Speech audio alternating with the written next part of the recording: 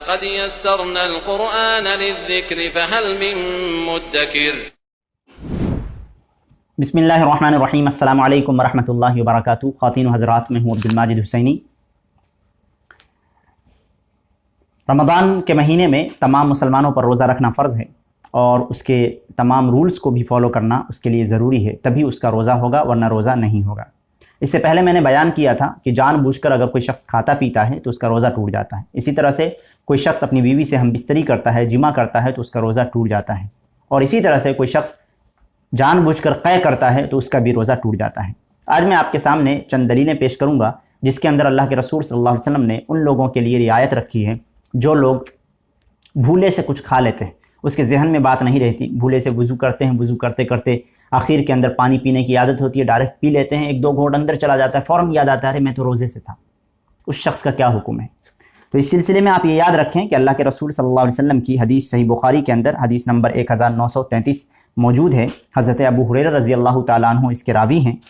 وہ فرماتے ہیں کہ رسول اللہ صلی اللہ علیہ وسلم نے فرمایا، جو روزہ دار بھول کر اگر کچھ کھایا یا پی لے، کچھ کھا لے یا پی لے، تو اسے چاہیے کہ اپنا روزہ پورا کرے، کیونکہ اسے اللہ تعالیٰ نے کھلایا پلایا ہے.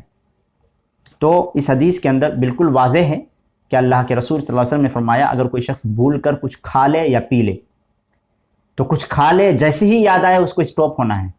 ایسا نہیں ہے کہ یاد آنے کے بعد بھی کھاتے رہنا ہے. جیسے ہی یاد آ جائے، پانی پیا، ایک گھونٹ گیا، ویسے ہی یاد آ گیا، فوراً اسٹاپ ہوئے، کیونکہ اسے یاد آ گیا. اب یاد آنے کے بعد اگر کوئی شخص نوالے کو نگلتا ہے یا کھاتا ہے یا گھونٹ پانی پیتا ہے تو پھر اس کا روزہ ٹوٹ جائے گا. بددھیانی کے اندر نسیان جو ہے اللہ تعالیٰ نے معاف فرمایا ہے. عمدن کوئی چیز کریں گے تو وہ چیز بالکل قابل قبول نہیں ہوگی. تو کوئی شخص جان بوجھ کر اگر ایسا کرتا ہے تو اس کا روزہ فاسد ہے، اور دھوکے سے اگر ہو جاتا ہے، بددھیانی میں ہو جاتا ہے، بھول جاتا ہے اور کھا پی لیتا ہے تو اس کا روزہ ہو جائے گا. اسی طرح سے دوسری روایت میں اللہ کے رسول صلی اللہ علیہ وسلم نے فرمایا، ترمذی کتاب الصوم کی روایت ہے، کہ بے شک یہ رزق ہے جو اللہ تعالیٰ نے اسے عطا فرمایا ہے. یعنی کہ بددھیانی میں جو کچھ کھا پی لیا ہے تو یہ سمجھے کہ اللہ تعالیٰ نے اس کو کھلا پلا دیا ہے. اور اسی طرح سے ایک اور روایت ہے جو حاکم کے اندر مستدرک حاکم کے اندر موجود ہے، صحیح سند کے ساتھ موجود ہے، کہ اگر کوئی بھول کر رمضان میں روزہ کھول لے تو اس پر قضا اور کفارہ نہیں، یعنی اس کا روزہ ہو جائے گا. اس سے پہلے بھی جو حضرت ابو ہریرہ رضی اللہ تعالیٰ عنہ کی روایت میں آپ کے سامنے بیان کیا کہ اللہ کے رسول نے فرمایا کہ وہ آگے روزے کو کنٹینیو کرے باضابطے، اس کا روزہ مکمل ہوگا. کوئی ایسا نہ ہو کہ پھر جان بوجھ کے توڑ دے، تو پھر تو معاملہ ہی خراب ہو جائے گا. یہاں پر امام مالک رحمۃ اللہ علیہ کا فتویٰ بالکل اس حدیث کے برخلاف ہے. وہ فرماتے ہیں کہ اس کے لیے اس کا روزہ جو ہے وہ باطل ہو جائے گا. اگر کوئی شخص بھولے سے بھی اگر کچھ کھا پی لیتا ہے تو اس کا روزہ باطل ہو جائے گا، فاسد ہو جائے گا، اور اس کو قضا بھی کرنی پڑے گی.